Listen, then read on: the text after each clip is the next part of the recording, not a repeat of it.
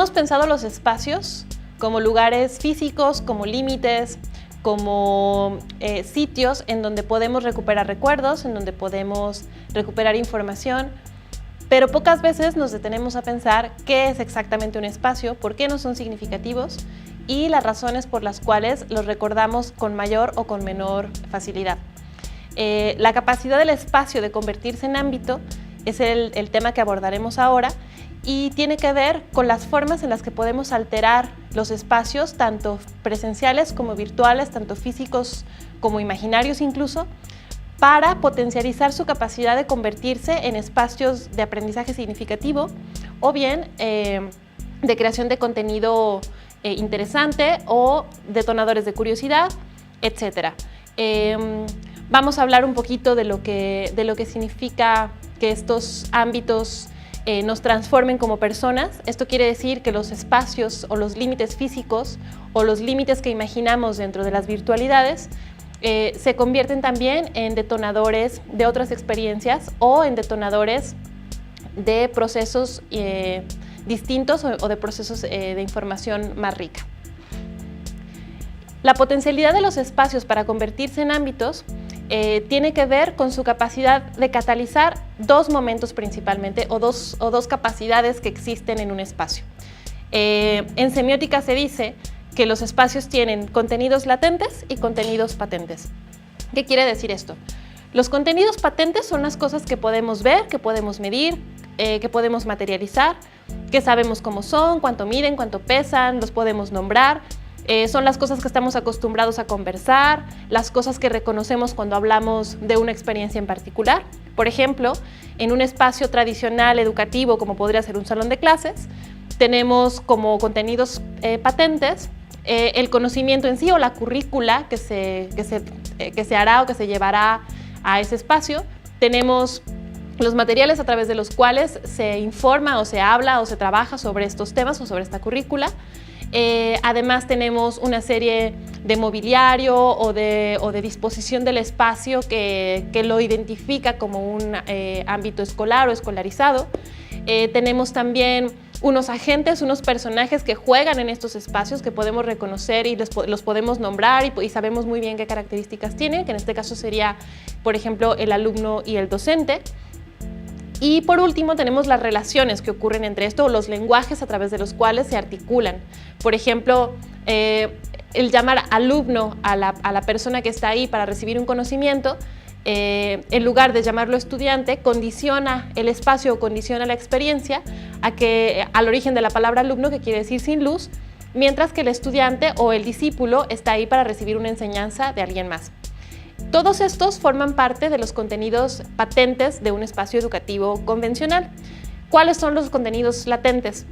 Los contenidos latentes tienen que ver con las cosas que no son tangibles, que no son necesariamente explicables, no son nombradas, son muchas veces solamente percepciones o sensaciones, pero que tienen toda la potencialidad de transformar aquellos contenidos patentes que sí podemos identificar. Por ejemplo, un espacio que tiene una serie de mesas y sillas dispuestas todas de un lado del salón, mientras que el maestro o el docente está del otro lado del salón, condiciona una experiencia que si nosotros medimos la latencia de estas mesas y sillas que están dispuestas y las movemos del lugar, podemos provocar experiencias más interesantes, por ejemplo, con una acción muy simple, como ponerlas en redondo, por ejemplo. Este es un ejemplo muy simple que todos podemos reconocer porque en algún momento de nuestras vidas lo hemos experimentado de una u otra manera y nos sirve como punto de partida para comprender tres cosas principalmente. Uno, las piezas que tiene un ámbito. Dos, la forma que tenemos de reconocer las capacidades de modificación o de transformación que tiene cada una. Y tres, las formas que tenemos para alterarlas. Ya los planos de profundidad en los que los alteraremos lo veremos en un contenido siguiente, pero en principio es importante destacar que el ámbito permite que ese catalizar de contenidos latentes y de contenidos patentes se convierta en un momento en tiempo y espacio que puede ser sincrónico o asincrónico, se convierta en un momento significativo, en un momento de creación interesante para un contenido o una experiencia que tiene que ver con la educación. Otra característica del ámbito es que la experiencia en sí misma o lo que ocurre dentro de ese ámbito es intransferible para los que no vivieron la experiencia. Es decir, que cada vez que nosotros modificamos un espacio para que se ambitalice, la experiencia que compartirán los agentes o las personas que están dentro y el lenguaje con el que lo harán será solamente parte de sus recuerdos y será prácticamente intransferible a una tercera persona. Para que esa otra persona pueda vivir la experiencia, tendrá que experimentarla por sí misma o llevarse una idea muy general de aquello que le han platicado que ha sucedido en el ámbito.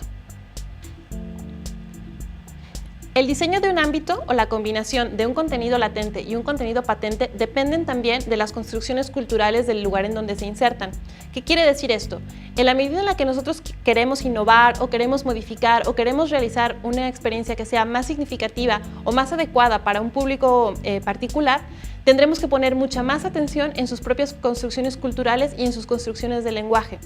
Esta es la razón por la que muchas modificaciones de modelos o de paradigmas educativos no funcionan cuando hacemos lo que se llama tropicalizar un contenido. Lo que ocurre cuando nosotros tomamos y extraemos un modelo o un formato o una forma de hacer las cosas en un contexto particular y lo traemos a otro contexto sin haber antes analizado el lenguaje, las relaciones entre los agentes o las formas en las que esa sociedad se comunica o se relaciona, impiden que el contenido que era patente y que tenía una carga de latencia en su contexto original funcione de la manera correcta en el lugar en donde lo queremos insertar. Por lo tanto, será muy importante que en el momento en el que ustedes quieran aplicar la ambitalización o la modificación de un ámbito para un contenido o una experiencia educativa, consideren en primer lugar la audiencia a la que se van a dirigir, es decir, quiénes son los estudiantes o los discípulos o los alumnos, quiénes serán los docentes, quién será el transmisor o cuál será la información que se va a transmitir y cómo eso juega dentro de una comunidad particular, dentro de unos lenguajes particulares y dentro de unas formas de relacionarse particulares. Un poco más adelante vamos a volver a este contenido, vamos a volver a este concepto para trabajar específicamente lo que tiene que ver con cómo alterar o cómo podemos identificar los elementos para poder alterar una experiencia educativa o un contenido, o bien cómo podemos potencializar alguno de los elementos de las experiencias o de los contenidos que estemos diseñando.